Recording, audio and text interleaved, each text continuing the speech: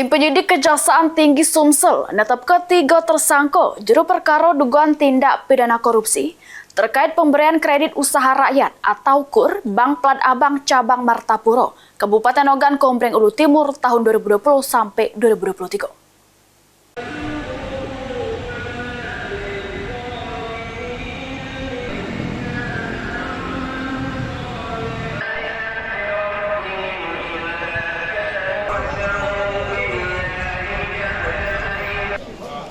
Tim penyidik bidang tindak pidana khusus Kejaksaan Tinggi Sumsel Selasa 28 April 2026 menetap ketiga tersangka dugaan tindak pidana korupsi terkait pemberian kredit usaha rakyat atau KUR Bank Plat Abang Cabang Martapura, Kabupaten Ogan Komering Ulu Timur tahun 2020 sampai 2023.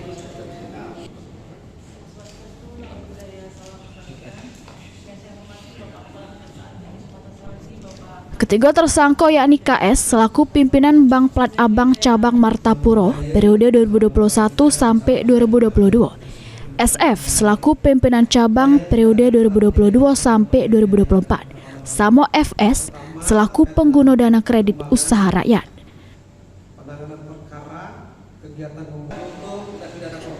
Penetapan dilakukan sesudah sebelumnya ketiga ini diperiksa sebagai saksi yang dari hasil pemeriksaan disimpulkan kalau ada keterlibatan juru perkara dugaan korupsi tersebut.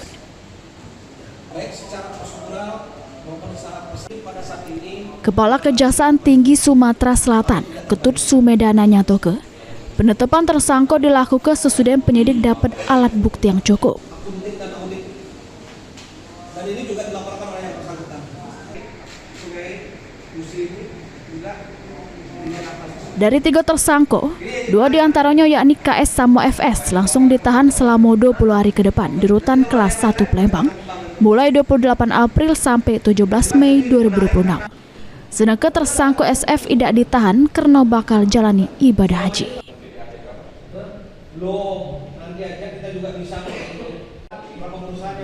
Sampai Mei ini tim penyidik sudah meriksa 41 orang saksi. Sama juru kasus ini, kerugian negara kurang lebih 3,9 miliar rupiah.